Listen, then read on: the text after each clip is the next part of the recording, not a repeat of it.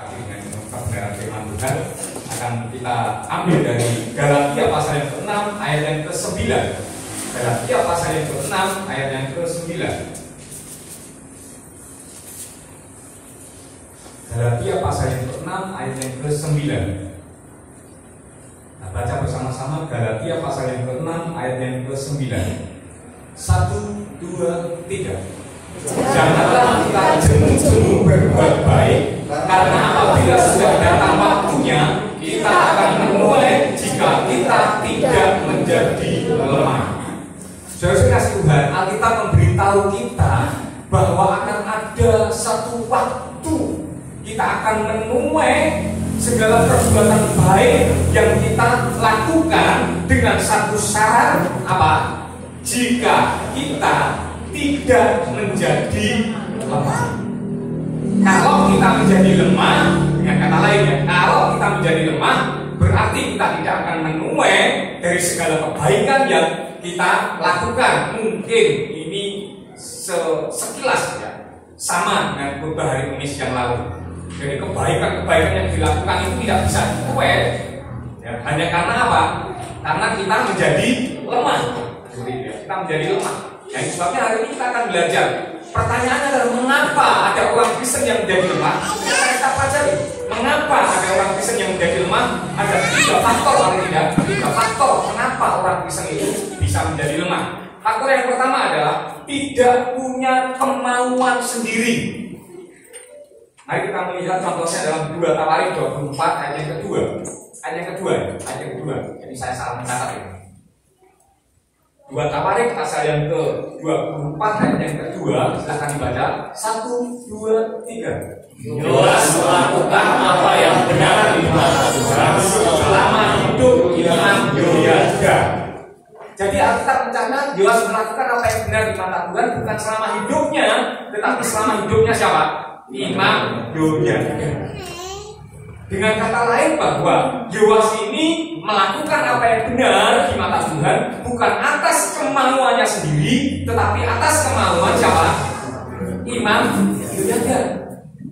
Ya, dengan kata lain seperti itu. Padahal saudara kasih Tuhan, kemauan yang benar itu tidak datang dari orang lain. Kemauan yang benar itu datang dari diri sendiri. Ya. Sebab kalau kemauan itu datang dari orang lain, maka pada akhirnya seperti Yoas ini, itu akan menjadi sangat kejam dan tidak tahu berterima kasih. Saudara menengok dalam ayat 22 dari pasal 24 ini. 2 Tawarik pasal yang ke-24 ayat yang ke-22. Anaknya Imam Yoyada yaitu Sakaria itu dibunuh atas perintahnya raja, atas perintahnya Yoas. Jadi tidak tahu berterima kasih. Mengapa ini terjadi?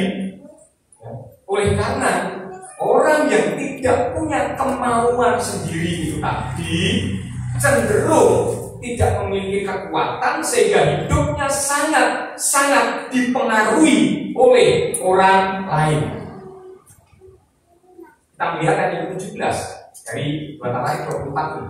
Sesudah Yoyada mati, pemimpin-pemimpin Yehuda datang menyembah pada raja. Sejak itu raja mendengarkan mereka. Dalam terjemahan bahasa Indonesia masa kini dikatakan menyembah itu diterjemahkan menjadi apa? Dibujuk dan dipengaruhi oleh pemimpin-pemimpin Yehuda. Jadi Yoas ini mudah sekali dipengaruhi. Nah, maka di depan tadi saya katakan bahwa orang yang tidak punya kemauan timbul dari dirinya sendiri itu tidak memiliki kekuatan sehingga hidupnya cenderung atau sangat dipengaruhi oleh orang lain. Sangat dipengaruhi oleh orang lain. Ya. Dan kalau orang itu mungkin baik, ya dia bisa menjadi baik. Tetapi kalau orang itu buruk, maka dia menjadi buruk, gitu ya. Nah, ironisnya saudara kasih Tuhan, pengaruh buruk itu seringkali saya katakan, pengaruh buruk itu lebih masuk daripada pengaruh baik. Ya. Galatia pasal yang ke-5 ayat yang ke-7 dimulai. Silakan dibaca. Galatia pasal yang ke-5 ayat yang ke-7. Dahulu kamu berlomba dengan baik. Ini jelas banget ini ya. Ini jelas banget. Kapan Yoas ini berlomba dengan baik? Yaitu saat hidupnya Imam Yoyada. Siapakah yang menghalang-halangi kamu sehingga kamu tidak menuruti kebenaran lagi? Dalam kisahnya Yoas, dalam kasusnya Yoas, siapa yang menghalang-halangi? Para pemimpin Yehuda. Setelah Imam Yoyada mati, pemimpin Yehuda membujuk dan mempengaruhi Yoas sehingga dia tidak mau mendengarkan atau mengindahkan ajaran Imam Yoyada. Itu kata bahasa Indonesia masa kini. Ya. Nah, kita melihat lagi ayat 8. Ajakan untuk tidak menurutinya lagi bukan datang dari dia yang memanggil kamu. Jadi itu bukan datang dari Tuhan. Pengaruh-pengaruh buruk itu bukan datang dari Tuhan. Ya. Ayat 9, sedikit ragi, tidak perlu ragi yang banyak saudara, sedikit saja ragi itu sudah cukup untuk mengkamilkan seluruh adonan. Ini yang saya katakan bahwa pengaruh buruk itu lebih masuk daripada pengaruh yang baik. Saya akan memberikan ilustrasi pada saudara mengenai hal ini. Mengenai hal ini, saya telah menyiapkan bahan-bahannya. Supaya saudara lebih jelas, saya turun ke situ ya. Saya turun ke situ.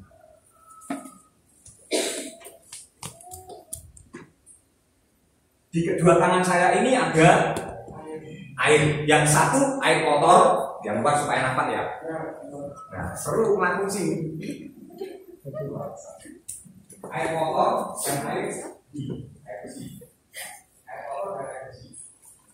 Yang air bersih ini tidak barang tentu bisa diminum, ya. Saya mau minum, nggak tahu dulu.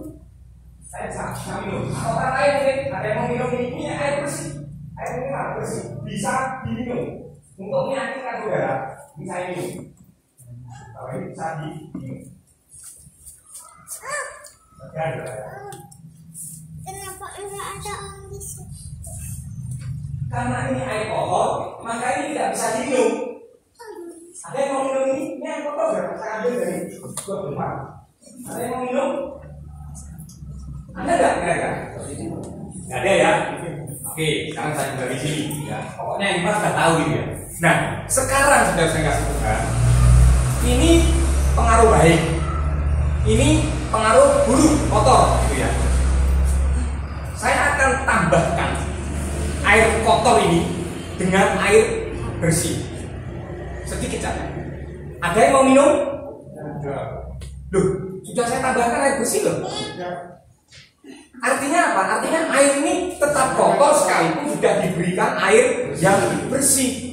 Air yang kotor ini tidak serta-merta menjadi bersih hanya karena diberikan air yang bersih. Nah, ini masih bisa diminum kan? Sayang.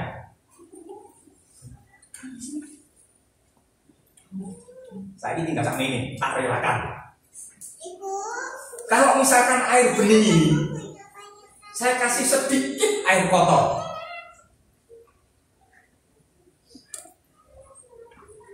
Ada yang mau minum? Kecuali saudara tidak tahu, langsung minum aja. Ya. Ini saya kasih air kotor. Saudara tidak mau minum karena air yang bersih tadi jadi kotor hanya karena air kotor yang hanya sedikit. Ini tadi cuma saya tambahkan sedikit, saudara. Tapi saudara sudah tidak mau minum. Saudara tahu artinya air bersih ini serta-merta menjadi kotor hanya karena ditambah air kotor yang sedikit, walaupun itu hanya sedikit. Sedikit lagi, firman Tuhan yang mengatakan sudah cukup untuk mengkamilkan seluruh adonan. Artinya pengaruh yang buruk itu lebih masuk daripada pengaruh yang baik. Kita lihat tadi yang ketika masih bening, ini pengaruh baik sudah. Ketika dituangkan di sini sedikit, ternyata tidak mengubah keadaan air kotor ini menjadi bersih. Sebaliknya, air yang bersih ini tadi hanya karena oleh adanya saya tuang air kotor yang sedikit itu tadi, ini akhirnya menjadi kotor. Ya, bisa tangkap ya ini ya. Jadi pengaruh yang buruk itu sekali lagi ternyata lebih masuk, lebih berpengaruh daripada pengaruh yang baik. Sekali lagi, pengaruh yang buruk itu lebih berdampak dalam hidup kita daripada pengaruh yang baik. Ya. Itulah sebabnya sudah dikasih Tuhan, orang yang tidak punya kemauan dari diri sendiri itu cepat atau lambat, sebagaimana Yoas, itu pasti akan menjadi lemah Dan ketika kita menjadi lemah, firman Tuhan yang berkata bahwa firman Tuhan yang berkata bahwa ketika kita menjadi lemah, kita tidak bisa menuai dari kebaikan yang pernah kita tabur.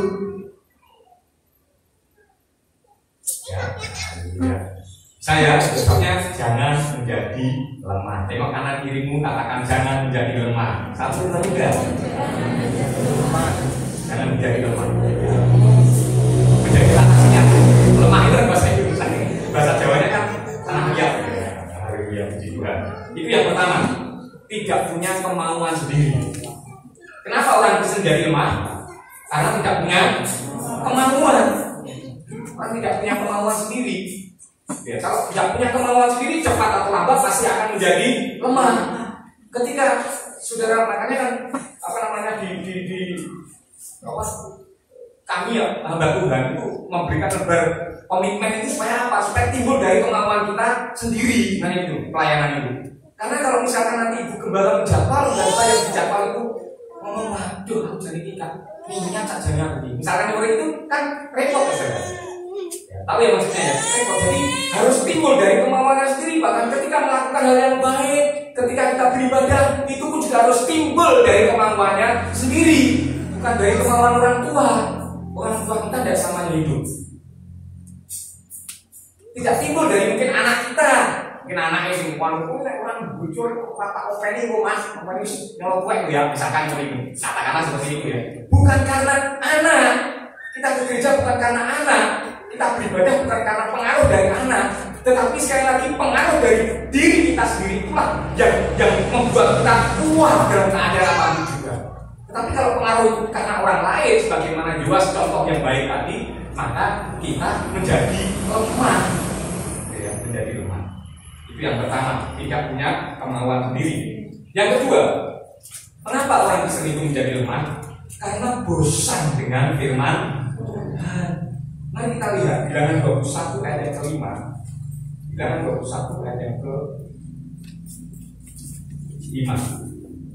Sudah jangan diminum ya itu ya, kita bisa potong ya. Nanti lupa minum gitu ya. Dan kalau saya mau minum ingatkan. Bilangan 21 ayat yang ke-5. Silakan dibaca bersama-sama. 1, 2, 3.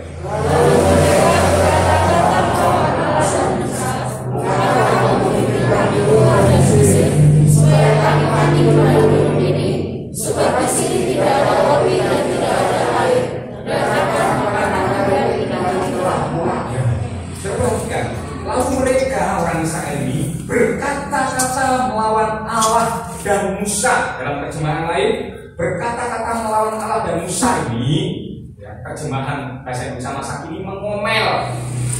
Dalam terjemahan Alkitab yang terbuka itu mengeluh. Apa yang dikomelkan, apa yang dikeluhkan oleh orang Israel? Membawa kami keluar dari Mesir supaya kami mati di padang gurun, tidak ada roti dan tidak ada air, dan akan makanan hambar ini. Maksudnya apa itu makanan hambar itu? Mana? Tuhan memelihara orang Israel itu melalui mana? Tiap-tiap pagi mereka mengumpulkan mana? Terus mungkin ya semacam roti gitu ya, cuma kecil-kecil berbuat dan bisa dimasak. Kira-kira seperti itu. Saya juga belum tahu ya. Dan akan makanan hambar ini kami telah muak. Dalam bahasa Jawa tahun 81, muak itu bosan. Bosan. Kemudian dalam terjemahan lama itu jemu. Ya. Muak itu dalam bahasa dalam terjemahan baru dikatakan muak. Muak itu mbahnya bosan. Kira-kira seperti itu ya. Muak itu mbahnya bosan. Pokoknya bosan banget. Jadi mereka mengeluh, orang Israel mengeluh. Apa yang dikeluhkan? Kenapa ini? Mana ini adalah gambaran dari firman Tuhan. Kenapa firman Tuhan itu kok itu saja? Kok itu saja? Kok itu saja? Bosan. Firman Tuhan kok itu saja? Pertanyaannya, mengapa kok firman Tuhan itu saja? Kemungkinan besarnya adalah di mata Tuhan kita ini ibaratnya sekolah yang tidak pernah naik kelas. Tahu maksudnya ya? Sehingga Tuhan harus mengulang lagi. Di mata Tuhan sekali lagi ibaratnya kita ini sekolah tapi nggak pernah naik kelas, sehingga akhirnya mengulang lagi pelajaran itu. Bosan nggak bosan, ya memang inilah pelajarannya. Pelajaran kelas 4 ya seperti ini. Jadi harus naik. Kenapa tidak naik? Karena kita ini tidak pintar di mata Tuhan. Nah, pintar di mata Tuhan itu sekali lagi saya kasih tahu pada setiap kita hari ini, pintar di mata Tuhan itu bukan masalah pengetahuan, tetapi masalah kelakuan. Bukan masalah kita ngerti firman Tuhan atau tidak, tetapi masalah kita melakukan firman Tuhan atau tidak. Ini pintar di mata Tuhan. Itu sebabnya saudara kasih Tuhan, jangan keminter. Katakan sebelah kanan dirimu, jangan keminter. Jangan keminter. Aku seru ini, dengan Tuhan ini aku seru. Saya sudah tahu dengan Tuhan seperti ini, saya sudah tahu. Bahkan saya bisa menyampaikan, saya bisa mengkhotbahkan dengan seperti ini. Bukan, sekali lagi, pintar di mata Tuhan itu bukan masalah pengetahuan kita terhadap firman Tuhan, pengertian kita terhadap firman Tuhan, tetapi bagaimana hidup kita ini melakukan firman Tuhan. Itu sebabnya jangan pernah bertanya pada Tuhan apa yang kita tidak tahu sebelum kita melakukan apa yang kita tahu. Ulangan 29 ayat 29, sekarang 4 kali sama. Hal-hal yang tersembunyi. Ulangan 29 Ulangan 29 hal-hal yang tersembunyi ialah bagi Tuhan Allah kita, tetapi hal-hal yang dinyatakan ialah bagi kita dan anak-anak kita sampai selama-lamanya. Supaya apa? Kita melakukan segala perkataan hukum Taurat ini. Terima kasih Tuhan. Ini perkataan Tuhan. Tuhan sendiri yang berkata bahwa hal-hal yang tersembunyi itu adalah bagiannya Tuhan. Ya. Jangan sampai kita mencari tahu hal-hal yang tersembunyi itu sebelum kita melakukan apa yang kita tahu, apa yang kita ketahui. Nah, sebab itu saudara Tuhan, kalau misalkan diajar itu saja belum, kita mungkin belum naik kelas, kemungkinannya kita belum naik kelas. Kalau firman Tuhan mungkin mengajar tentang kekudusan, tentang kesucian, mungkin ada di antara kita yang masih hidup dalam kenajisan. Kalau firman Tuhan mengajarkan kita tentang kesetiaan, mungkin ada di antara kita yang belum setia. Kan seperti itu.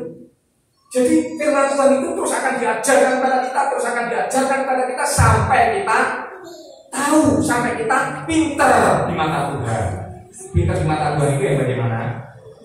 Melakukan. Ya. Jadi bukan hanya ngerti, firman Tuhan kayak gini, harusnya kayak gini, tahu apa persis firman Tuhan seperti itu. Bukan hanya itu memang pintar firman Tuhan, tetapi maksud saya pintar di mata Tuhan adalah orang yang bukan hanya ngerti firman Tuhan, tetapi melakukan firman Tuhan. Itu pintar di mata Tuhan, sehingga cepat-cepat naik kelas ya, di mata Tuhan.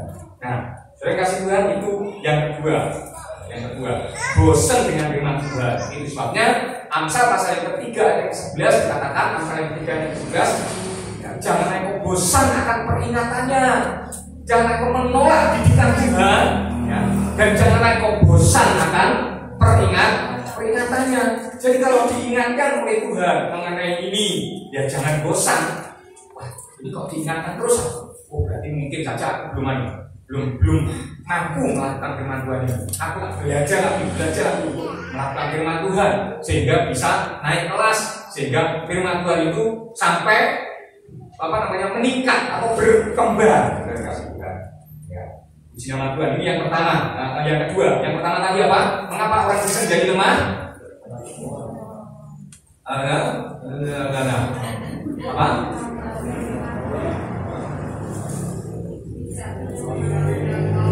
Tidak punya kemauan yang di luar, ya 100 yang di dalam ya kalau sebenarnya sudah tahu sih, karena ada watak juga. Tidak punya kemauan sendiri, sehingga kemauannya itu karena orang lain. Nah, akhirnya cepat atau lambat kayak seperti ini akhirnya menjadi lemah. Kemudian yang kedua, bosan dengan firman Tuhan. Kalau dia tidak menyadari bahwa hidup ini adalah seperti sekolah di mata Tuhan, itu seperti kita ini belajar di mata Tuhan. Kalau kita tidak memahami hal ini, maka yang terjadi ketika firman Tuhan disampaikan itu saja, firman Tuhan disampaikan itu saja, maka akhirnya kita menjadi bosan, kemudian dah harus ngerti firman Tuhan. Akhirnya kita menjadi lemah. Ya.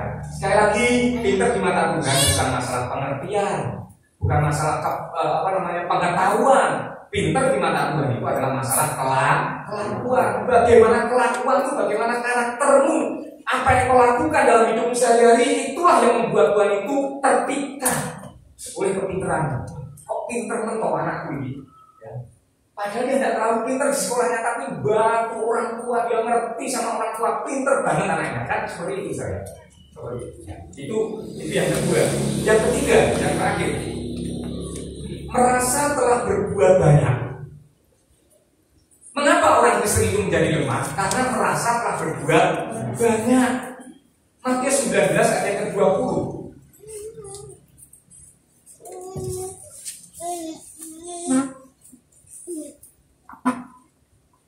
Matius 19 ayat ke-20. Kata orang muda itu kepadanya, ada orang muda yang kaya datang pada Yesus, ya, bagaimana supaya aku diselamatkan? Ada itu pertanyaannya. Kemudian Yesus berkata, ya, apa kata hukum Taurat? Lakukan itu. Ya. Kemudian ayat yang ke-20 ini katakan, kata orang muda itu kepada Yesus, semuanya itu telah kuturuti, apalagi yang masih kurang?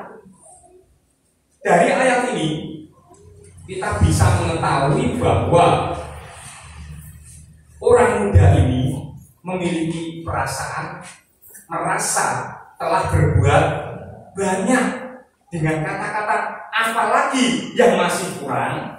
Ya, saya kasih Tuhan. Orang yang merasa telah berbuat banyak itu haus akan pujian orang lain. Maka kalimat di situ, kalimat apalagi yang masih kurang, itu mencerminkan bahwa orang muda ini merasa telah berbuat banyak yang di dalamnya terkandung harapan untuk dipuji. Untuk dipuji oleh Yesus sebenarnya. Mungkin dia mengharapkan Yesus berkata, luar biasa, kamu masih muda, sukses lagi. Orang kaya lebih muda, sukses lagi. Dan tentang firman Tuhan, tentang hukum Taurat, semuanya telah aku turuti. Katakan seperti semuanya telah aku turuti. Wah, hebat kamu orang muda. Mungkin orang muda ini mengharapkan Yesus kasih jempol. Ya. Tetapi kenyataannya ketika Yesus tidak memberi pujian, malah menunjukkan kekurangannya, maka yang terjadi orang muda ini akhirnya menjadi lemah, pergi. Oh ya, menjadi lemah dan dia pergi. Makanya jangan pernah menantang Tuhan, apalagi yang masih kurang. Tuhan ngerti kekuranganmu. Amin. Tuhan ngerti kekurangan kita. Kita nggak usah ngomong sama Tuhan, Tuhan apalagi yang masih kurang. Nanti ketika ditunjukkan kekurangan kita, akhirnya kita menjadi lemah. Seharusnya kalau kita berani berkata apalagi yang masih kurang, ketika Tuhan menunjukkan kekurangan kita ngomong siap Tuhan, aku siap berubah. Amin. Ada yang berani berkata seperti itu? Kalau mau ngomong Tuhan apalagi yang masih kurang, ketika Tuhan menunjukkan kekurangan kepada kita, maka kita berkata siap, aku mau berubah. Jangan seperti orang muda ini tadi, saudara. Kenapa? Karena orang muda ini hanya merasa telah berbuat banyak, sehingga ketika ditunjukkan ada satu lagi kekuranganmu, maka orang muda ini menjadi lemah. Saya kasih Tuhan, orang yang merasa telah berbuat banyak itu akan menjadi sangat lelah, akan menjadi sangat lelah, capek deh, dan menjadi sangat lemah. 1 Raja-Raja 19 ayat ke-4, dan kamu melihat contoh lain ini Nabi sekaliber Elia. Ini menjadi sangat lemah sampai dia berkata, cukup Tuhan, ambillah nyawaku, sebab aku ini tidak lebih baik daripada nenek moyangku. Ini kata-kata putus asa. Mengapa? Karena begitu lemah, begitu capek melayani Tuhan. Ini benar-benar lelah secara fisik. Secara fisik kalau saudara melihat ayat-ayat sebelumnya, secara fisik itu Elia ini lemah. Lelah. Kenapa? Karena secara fisik dia telah mengadakan sebuah perlombaan seperti itu ya, kompetisi. Dan kompetisi itu taruhannya nyawa. Dan ketika dia menang, dia harus menyembelih 450 hewan korban. Ya, nabi-nabi Baal. Ya. Itu melelahkan ya, melelahkan. Wah, 450 nggak tahu. Kemudian setelah itu dia naik ke gunung, belum naik ke gunung di laut itu dia ngomong sebentar lagi akan hujan. Kan begitu ya. Ketika seluruh orang Israel tahu bahwa Yahweh itu Tuhan, ya, maka hujan itu diturunkan, dicurahkan. Dan sebentar lagi hujan. Akhirnya Ahab, rajanya Ahab, suruh pulang naik kereta. Kalau dalam lihat ceritanya sebelumnya. Dan Alkitab mencatat dalam 1 Raja-Raja 18 ayat yang terakhir. Coba tolong dibacakan karena kalau tetapi kuasa Tuhan berlaku atas Elia. Ia mengikat pinggangnya dan berlari mendahului Ahab sampai di jalan yang menuju Israel. Saya perhatikan Ahab itu naik kereta. Perhatikan atasnya itu. Ahab itu naik kereta. Kereta itu masih lebih cepat kan? Tapi Ewasemono, kuasa Tuhan yang menguasai Elia itu sanggup membuat Elia itu berlari mendahului Ahab. Sehingga ini benar-benar lelah, benar-benar capek. Ya, benar-benar capek. Setelah itu, setelah sampai di Israel, setelah sampai di rumahnya, tiba-tiba Elia mendengar berita bahwa dia akan dibunuh oleh Israel. Maka kalau kita mencatat, dia menyelamatkan diri dan pergi ke Berseba. Pokoknya dia menyelamatkan diri, pergi bersama dengan bujangnya, dan bujangnya ditinggalkan di situ, dan dia masuk kepada gurun Berseba tadi ayat yang keempat tadi. Dan di situ dia berkata, cukuplah Tuhan, ya, ambillah nyawaku. Dia ingin mati. Dia ingin mati karena lelah, karena capek melayani Tuhan sudah sedemikian rupa. Bahkan dia bisa membuktikan bahwa Yahweh itu adalah Tuhan. Tetapi pada kenyataannya dia malah mau dibunuh, dia mau dikejar-kejar, sehingga akhirnya dia menjadi lemah dan lelah. Karena apa? Karena dia merasa telah berbuat banyak. Saudara melihat ayat yang keberapa itu? 17 sama ayat yang ke-9. Ayat yang ke-9. 1 Raja-Raja 19 ayat yang ke-9. Di sana masuklah yang dalam sebuah gua dan bermalam di situ. Maka firman Tuhan datang kepadanya demikian, apakah kerjamu di sini ya Elia? 10. Jawabnya, aku bekerja segiat-giatnya bagi Tuhan Allah semesta alam. Jadi Elia ini ketika ditanya, ngapain kamu kesini? Jawabnya apa? Aku bekerja segiat-giatnya bagi Tuhan. Padahal tujuannya Elia tadi situ ngapain? Apa tadi?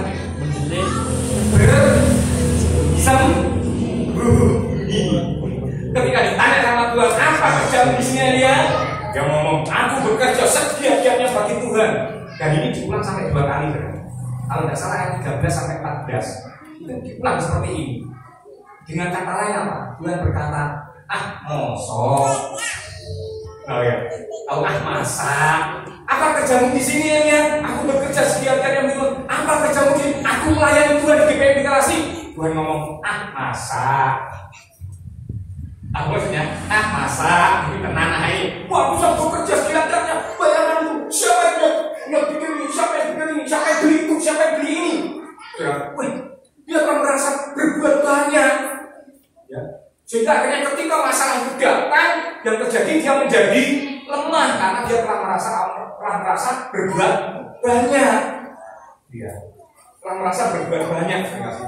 Nah, saat kita telah merasa berbuat banyak, saat kita merasa telah berbuat banyak, ya, justru disitulah iblis itu mulai membisikkan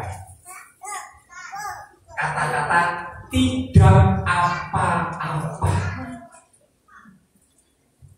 Karena saudara telah merasa biasanya, saya tidak ucap tapi biasanya orang yang merasa telah berbuat banyak itu biasanya orang yang kurang setia. Sehingga ketika dia itu sudah datang 1 bulan itu datang terus ibadah, maka iblis akan berkata minggu pertama di bulan depan itu, iblis akan berkata ketika ada kesibukan apapun itu, iblis akan berkata, ora oh. Kan kamu sudah 1 bulan berbahagia, sudah terlalu banyak. Iblis berkata, ora oh. Makanya hati-hati dengan kalimat tidak apa-apa itu tadi terhadap setiap keburukan yang kita lakukan walaupun itu hanya kecil. Karena yang kecil itu pada akhirnya akan menjadi besar, gitu saudara. Jadi hati-hati dengan kata-kata tidak apa-apa. Biasanya orang yang merasa telah berbuat banyak ini adalah orang yang kurang setia, sehingga ketika dia pergi ke gereja sudah berapa 2 bulan berturut-turut gitu ya, datang, akhirnya terus ngomong orang popo, sekali-kali tidak ibadah, tidak apa-apa. Toh Bapak Gembala juga mau mengerti. Tetapi ibadah saudara urusannya bukan dengan Bapak Gembala. Urusan ibadah saudara itu dengan Tuhan. Ya. Jadi saya sebagai gembala mungkin saja mengerti kerepotan saudara, tapi apakah Tuhan mau mengerti kerepotan kita? Mengerti ya? Nah, saya kasih Tuhan, puji nama Tuhan.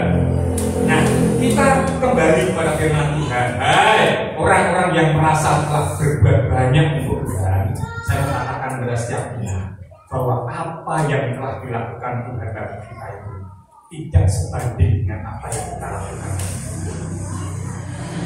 Bahkan sekalipun ada nyanyian yang sangat lama, sekalipun aku bisa mempersembahkan kepadamu alam semesta ini, kasihmu tetap menuntut seluruh jiwa raga. Amin. Jadi bahkan ketika ini kita dapat mempersembahkan seluruh alam semesta ini bagi Tuhan, apa yang kita miliki kita berikan kepada Tuhan, tanpa kita memberikan diri kita kepada Tuhan, maka itu tidak cukup. Sekalipun saudara mungkin tidak bisa mempersembahkan yang banyak kepada Tuhan, tetapi saudara bisa mempersembahkan hidup kepada Tuhan sebagai persembahan yang kudus dan Tuhan, maka Tuhan berkata cukup. Sekali lagi, jangan merasa telah berbuat banyak, karena apa yang kita lakukan itu tidak dapat dibandingkan dengan apa yang dilakukan Tuhan bagi kita. Nama Tuhan, Tuhan. Ya. Ini yang dapat saya sampaikan kepada setiap kita. Saya berharap ketika kita belajar menjadi lemah, bukan supaya kita lemah, tetapi supaya kita menghindari ya hal-hal yang membuat orang Kristen itu tadi menjadi lemah. Yang pertama apa tadi? Tidak punya kemauan sendiri. Misalnya kalau ibadah memiliki kemauan sendiri, ya kemauan untuk beribadah, kemauan untuk melakukan hal-hal yang benar, ya bukan karena kemauan orang lain. Yang kedua tadi apa? Bosan dengan firman Tuhan. Itu sebabnya jangan pernah bosan dengan firman Tuhan. Tetapi mari kita belajar untuk melakukan firman Tuhan dalam kehidupan kita sehari-hari, sampai akhirnya Tuhan sendiri yang akan meningkatkan kita, ya, untuk mengerti hal-hal yang tersembunyi kita. Nama Tuhan. Yang ketiga, yang terakhir, ya, supaya orang Kristen tidak menjadi lemah, jangan merasa telah berbuat banyak, karena apa yang kita lakukan itu tidak sebanding dengan apa yang dilakukan Tuhan bagi kita.